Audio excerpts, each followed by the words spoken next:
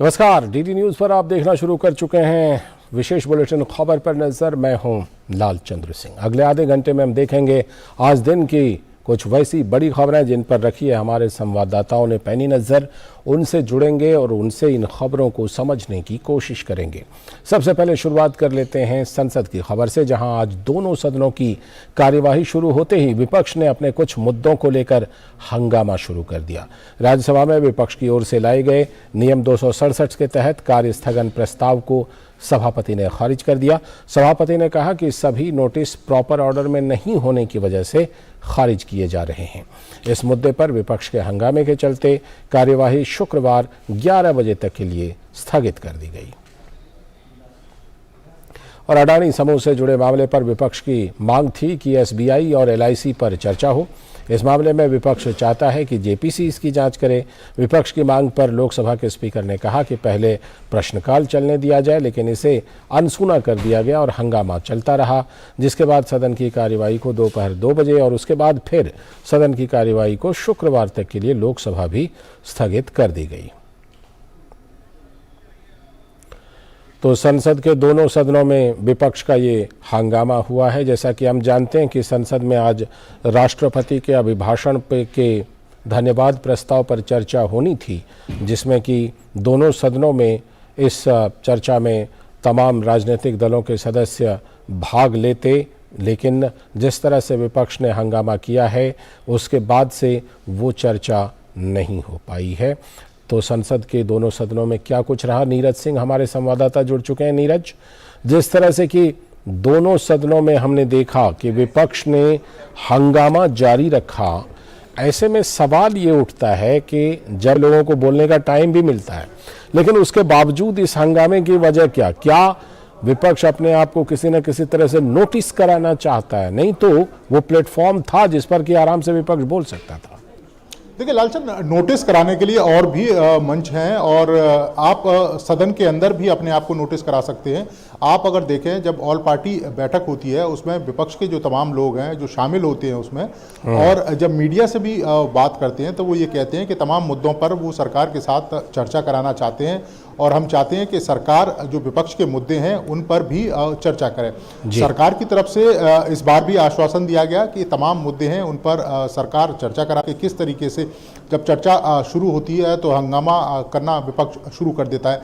आज भी बिल्कुल ऐसा ही हुआ और आप देखें दोनों ही सदनों में जब चर्चा शुरू हुई विपक्ष के द्वारा हंगामा करना शुरू कर दिया गया और इसी की वजह से आज दोनों ही सदनों को स्थगित करना पड़ा। तो ये अलग तरह की जो राजनीति है वो विपक्ष की दिख रही है, जो ऑल पार्टी बैठक में कुछ अलग बोलती है और जब सदन के अंदर आती है तब अलग बोलती है, और जब सदन के बाहर जब जो स्थगित हो जाती है, दोनों ही सदन स्थगित हो जाते हैं, उसके बाद मीडिया से बात करते हुए कहते हैं कि जो विपक्ष है उसकी आवाज़ को दबाया जा रहा है, उसकी आवाज़ को कोई सुनना नहीं चाहता। अब आप समझ सकते हैं कि ये किस तरह की राजनीति है। तो कहीं ना कहीं जो विपक्ष है वो चाहता है कि हंगामा करे और जो मुद्दे हैं जिन पर जो विपक्ष है जो चर्चा करना चाहता है वो उन मुद्दों पर चर्चा नहीं करना चाहता, सिर्फ हंगामा करो और भागो। इस तरह की जो स्थिति है वो विपक्ष की देखने को मिल रही है। और आज अगर हम बात करें राष्ट्रपति के अभिभाषण पर धन्यवाद प्रस्ताव पर चर्चा शुरू होनी थी, ऐसे में इस हंगामे की वजह से ये एक दिन बर्बाद हुआ। और कौन कौन से ऐसे मुद्दे थे जिस पर कि विपक्ष अब मांग कर रहा था कि वो उन मुद्दों पर चर्चा करना चाहता है? देखिए, आज विपक्ष के द्वारा चर्चा की जो बातें हैं वो सामने नहीं आई, लेकिन जैसे ही हंगामा करना विपक्ष ने शुरू किया और जो एक निजी कंपनी की जो स्थिति अभी शेयर मार्केट में चल रही है उसको लेकर जो विपक्ष है वो हंगामा कर रहा था। और आप अगर देखें कि कभी भी ऐसा नहीं होता है कि किसी निजी कंपनी की जो चर्चा है वो सदनों में की जाए, लेकिन विपक्ष उसको लेकर लगातार हंगामा कर रहा था और उसी वजह से वो अपनी किन बातों पर वो चर्चा करना चाहता है। आप अगर देखें ऑल पार्टी बैठक में या इससे पहले भी जब मीडिया से वो बात करते हैं तो महंगाई या दूसरे इश्यूज़ हैं उन पर चर्चा करने की बात करते हैं, लेकिन आज जब सदन में पहुंचते हैं तो जो हंगामा है वो एक निजी कंपनी के आरोपों पर या निजी कंपनी की जो वर्तमान स्थिति है उसको लेकर हंगामा करना शुरू कर देते हैं। तो ये कह सकते हैं कि रोज एक नई रणनीति विपक्ष बना रहा है ताकि हंगामा करे और सदन को चलने ना दे। जी, और जिस तरह से कि ये विपक्ष की रणनीति है सत्ता पक्ष इससे निपटने के लिए सत्ता पक्ष की तरफ से क्या कुछ चल रहा है? क्योंकि हम जानते हैं नीरज कि जिस तरह से कि जो सदन की शुरुआत है, इस सत्र की शुरुआत है, इस सत्र की शुरुआत से पहले भी ऑल पार्टी मीटिंग हुई, सर्वदलीय बैठक हुई। उसमें सरकार ने भी कहा कि वो तमाम मुद्दों पर बातचीत को तैयार है, लेकिन उसके बावजूद अगर इस तरह की व्यवस्था नहीं चल रही है तो सरकार की तरफ से क्या कोशिश हो रही है कि किस तरह से कम राष्ट्रपति के धन्यवाद प्रस्ताव पर चर्चा हो, अभिभाषण के धन्यवाद प्रस्ताव पर?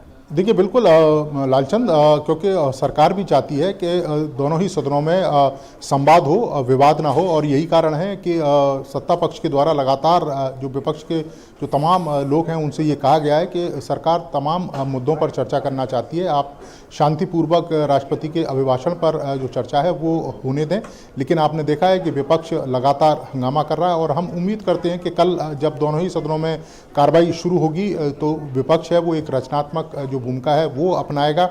सत्ता पक्ष के द्वारा भी कोशिश की जाएगी कि विपक्ष के साथ कह सकते हैं कि एक सहमति बनाए ताकि जो सदन है वो चल सके और राष्ट्रपति के अभिभाषण पर जो चर्चा है वो पूरी हो सके। तो देखना होगा कि कल किस तरह की स्थिति है, लेकिन सत्ता पक्ष लगातार कोशिशें कर रहा है कि दोनों ही सदन चल पाएं और दोनों ही सदनों में विवाद ना हो, संवाद हो।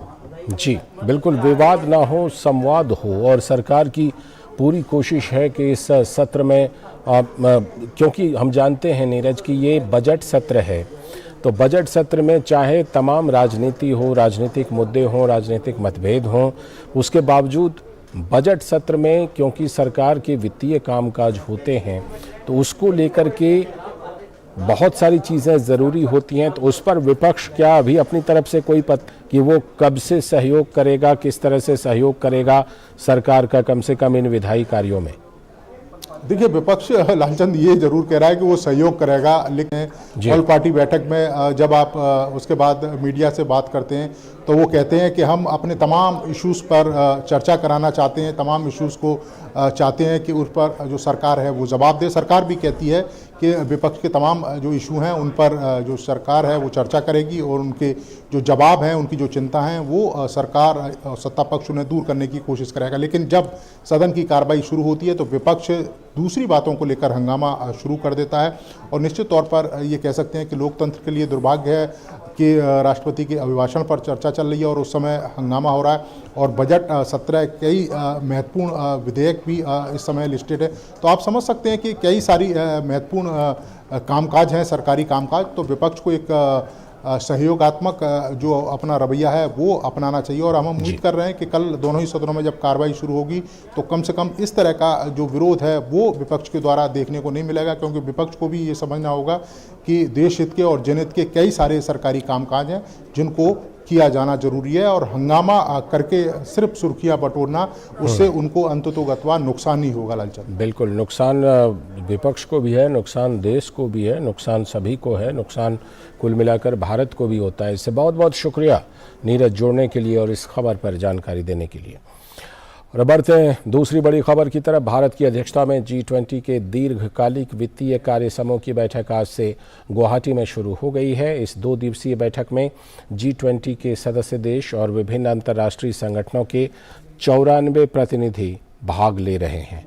दीर्घकालिक वित्त संबंधी कार्य समूह G20 के अंतर्गत एक महत्वपूर्ण कार्य क्षेत्र है।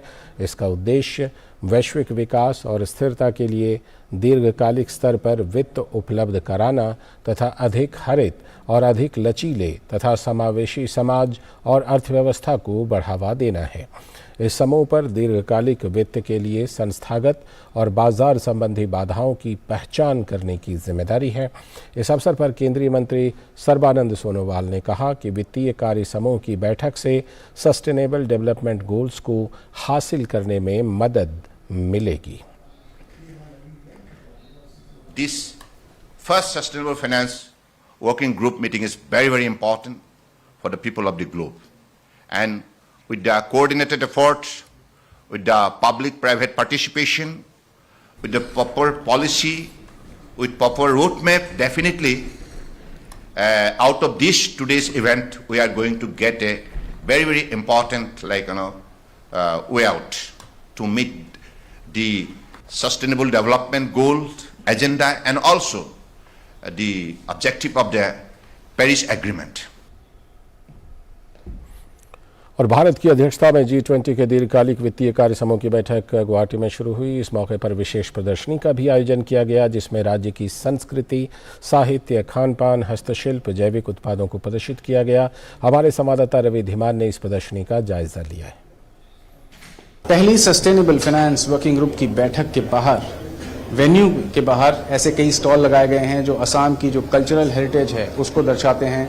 भले वो असम की चाय हो जो पूरे दुनिया में मशहूर है, या फिर असम के जो आर्टिस्ट हैं, जो कलाकार हैं, जो आर्टिस्ट हैं, उनकी जो उनका काम है वो हो। ये सब के सब डेलीगेट्स को बहुत ज़्यादा पसंद आ रहे हैं और जो तमाम डेलीगेट्स हैं इन स्टॉल्स पर घूम भी रहे हैं और जो कई चीज़ें हैं उनको देख रहे हैं, सराह रहे हैं। कहीं ना कहीं जो एक तमाम डेलिब्रेशंस हो रही हैं अंदर, एक बेहद जो अहम मुद्दा है उस पर, उसके बाद डेलिब्रेशंस के बाद जब भी ब्रेक होता है, इन स्टॉल्स के ज़रिए आसाम के जो कल्चर है उससे अपने आप को जोड़ने के लिए, कल्चर को और अच्छी तरह से जानने के लिए इन स्टॉल्स की मदद से जो डेलीगेट्स हैं वो भारत के नॉर्थ ईस्टर्न पार्ट, पूर्वोत्तर के जो हिस्से हैं उससे भी अच्छी तरह जुड़ने का प्रयास कर रहे हैं। कैमरामैन संजीव शर्मा के साथ रवि धीमान, डीडी न्यूज़, गुवाहाटी। उधर चेन्नई में जारी G20 शिक्षा समूह की बैठक का आज अंतिम दिन है। अंतिम दिन जहां आजीवन सीखने को बढ़ावा देने वाली क्षमता निर्माण पर एक सत्र आयोजित होगा, तो वहीं एक अन्य सत्र में समृद्ध सहयोग के माध्यम से अनुसंधान को मजबूत करना, नवाचार को बढ़ावा देना जैसे महत्वपूर्ण मुद्दे पर चर्चा हो रही है। कल इस अहम बैठक के दौरान मिश्रित शिक्षा के संदर्भ में आधारभूत साक्षरता और संख्यात्मकता सुनिश्चित करना और हर स्तर पर तकनीक सक्षम शिक्षा को अधिक समावेशी, गुणात्मक और सहयोगात्मक बनाने जैसे मुद्दों पर चर्चा हुई। इस बैठक में शामिल होने पहुंचे G20 शिक्षा समूह के सदस्यों ने कहा कि ये बैठक कोरोना काल में छात्रों के हुए लर्निंग लॉस को कम करने में G20 देशों द्वारा उठाए गए अच्छे कदमों को आपस में साझा करने के लिए महत्वपूर्ण साबित होगी। कुछ प्रतिनिधियों का ये भी कहना था कि ये बैठक आगामी बैठकों की दिशा भी तय करेगी।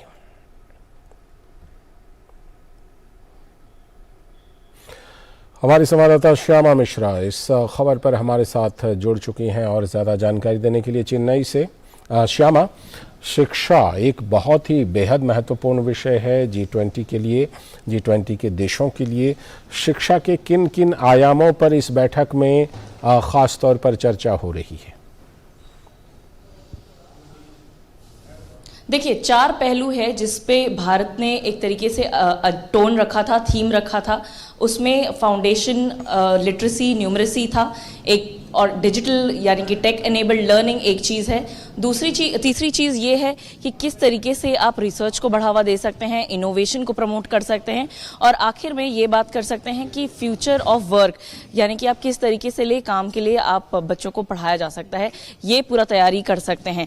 इन चारों ही टॉपिक्स के ऊपर, इन चारों ही बिंदुओं के ऊपर में जितनी भी G20 के मेंबर्स थे या इन्वाइटेड कंट्रीज थे, इंस्टीट्यूशंस थे, इन सभी ने एक मत होते हुए इन चीज़ों के ऊपर में डिस्कशन की, चर्चा की। और आज ये पहली बैठक जो है एजुकेशन वर्किंग ग्रुप की, वो आज समाप्त होती है यहाँ पर, और साथ ही इसके ये एक टोन सेट कर रही है, एक सेट टोन किया हुआ है आगे आने वाले 3 मीटिंग्स की, जो आगे आने वाले मिनिस्ट्रियल मीटिंग जो होगी उसके लिए एक कंट्रीब्यूट करेगा। इसके अलावा हमने सुना कि जो भारत के चेयर थे के संजय मूर्ति, उन्होंने बताया कि एक प्रेस वार्ता में कि किस तरीके से सभी जो डेलीगेट्स थे यहाँ पर, उन्होंने काफ़ी सराहना की इस बात की कि भारत ने जो ये टॉपिक्स चूज़ किए हुए हैं, थीम चूज, जो भारतीय हॉस्पिटैलिटी को तारीफ वो कर ही रहे थे।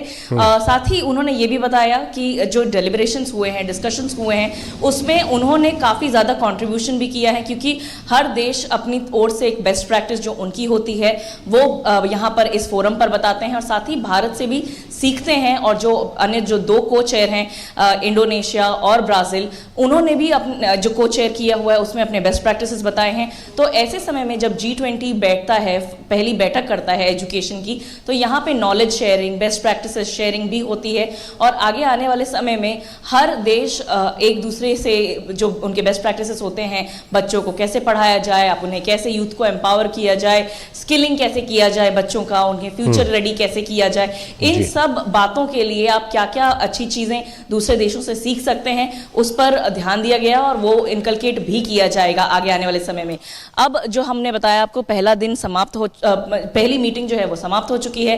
अब आखिरी एक रात में यहाँ पर कल्चरल इवेंट उनके लिए रखा गया है, जहाँ पर वो लुत्फ उठा सकते हैं कि यहाँ पर जो ट्रेडिशनल कल्चरल फोक डांस होता है, परफॉर्मेंस होता है, वो देख सकते हैं। और इसके अलावा कल भी वो गए थे UNESCO world heritage site Mahabalipuram में गए थे।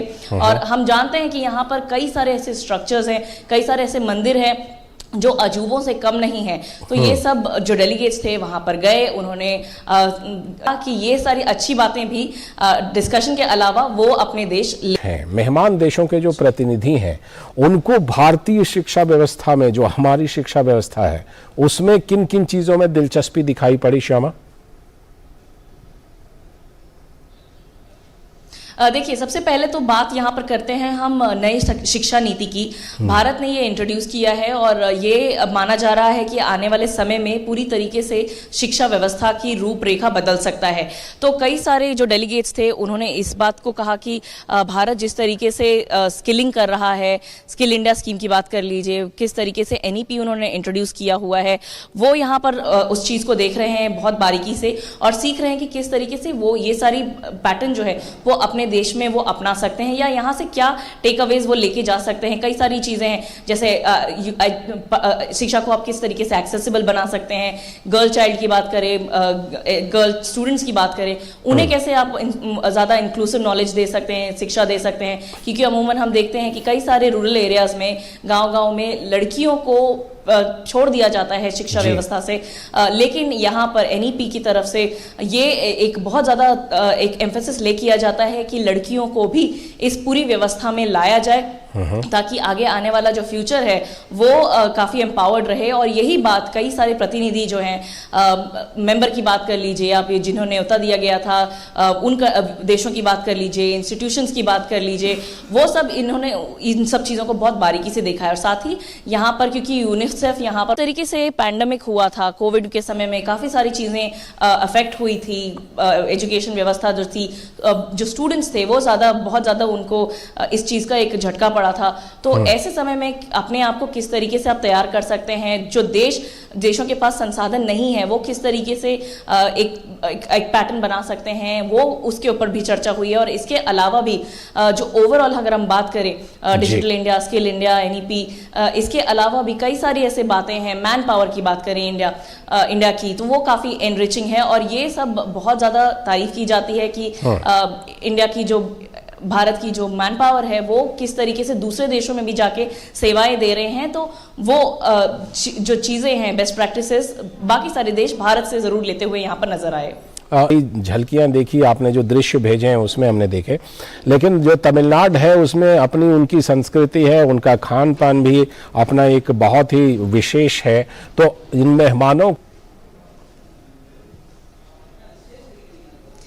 देखिए, हम अमूमन कहते हैं कि जब हम दक्षिण भारत में आते हैं तो इडली, डोसा, मेदू वड़ा, ये सारी चीज़ें होती हैं, लेकिन यहाँ पर कई सारे ऐसे व्यंजन हैं जो हमने भी हमारे लिए भी बहुत आश्चर्य की बात है और पहली बार सुना है, और आप खाएं तो काफ़ी ज़्यादा स्वादिष्ट है। तो मेहमानों के लिए भी ऐसे बहुत वाइड स्प्रेड व्यंजनों का रखा गया ताकि वो आएँ और इस चीज़ का एक तरीके से उसे टेस्ट कर सके, भले उसे पेट ना भरे लेकिन टेस्ट ज़रूर करें। तो हर जगह पर जहाँ पे भी उनके लिए स्नैक्स की बात कर लीजिए या भोजन की बात कर लीजिए, वो वहाँ पर तमिलनाडु का एक भारत का कल्चर ज़रूर नज़र आया। इसके अलावा अगर हम बात करें तो मिलेट्स है, इंटरनेशनल 2023 को अंतर्राष्ट्रीय मिलेट्स घोषित किया गया है साल, और इसी बात में जो जहाँ पे लोकेशन में ये इवेंट हुआ है वहाँ पर कई सारे ऐसे डेलिकेसीज मिलेट से बनाए गए। आप क्रॉसों की बात करें, जो फ्रेंच एक तरीके से डेलिकेसी है, वो रिफाइंड यानी कि मैदा से बनता है, उसको भी मिलेट से बनाया गया है। और ये जो हमारे गेस्ट आए थे, डेलीगेट्स आए थे, उनको काफ़ी अचरज हुआ इस बात को लेके, क्योंकि यहाँ पे डेलीगेट्स फ्रांस से भी आए हुए थे और क्रॉसो जो है वो फ्रांस की डेलीगेसी है। तो ये सब जो डेलीगेट्स थे वो काफ़ी इस पर चीज़ पर उन्होंने एक तरीके से अचरज किया कि मिलेट से जो खड़े अनाज हैं उन सब चीज़ों से ये सब भी बन सकता है। और इसके अलावा भी कई सारे पेय भी बनाए गए थे। आप रोज मिल्क की बात कर लीजिए, रोज मिल्क में भी रागी मिलाया गया था। रागी मॉल्ट की बात कर लीजिए, उसे भी इसे मिलेट से बनाया गया था। तो ऐसी ऐसी चीज़ें जो हम और आप सोच भी नहीं सकते इसमें मिलेट डल सकता है, वो सारी चीजें मिलेट से बनाई गई थी यहाँ पर और उन्हें यहाँ पर ऑफर किया गया था। बहुत खुश थे यहाँ पे डेलीगेट्स भारत के व्यंजन ट्राई करते हुए, भारत के पेय खाते हुए। और इसके अलावा हम जब कल्चर की बात कर रहे हैं तो यहाँ पर परफॉर्मेंसेस कहाँ पीछे रह जाता है। तो कई सारे जगहों पर कल जब वो महाबलीपुरम गए थे तो कई सारे एंट्रेंसेस पे, कई सारे जगहों पर यहाँ के लोकल फोक डांसेस जो है वो परफॉर्मर्स को रखा गया था। और इनके आते ही, डेलीगेट्स के आते ही वो अपने परफॉर्मेंसेस शुरू करते थे। ये परफॉर्मेंसेस इतने अच्छे होते थे कि आप मान लीजिए कि 5 से 6 डेलीगेट्स हर लोकेशन पे वो जरूर थिरक लेते थे और वो जरूर सहभाग कर लेते थे इन सभी डांसेस में। और क्योंकि वो जानते हैं कि भारत की जो खबर, केंद्रीय गृह मंत्री अमित शाह का कहना है कि बजट में हर पंचायत में एक बहुउद्देशीय प्राथमिक कृषि सहकारी समिति यानी कि PACs की रचना का उद्देश्य रखा गया है। लगभग 5 साल में 2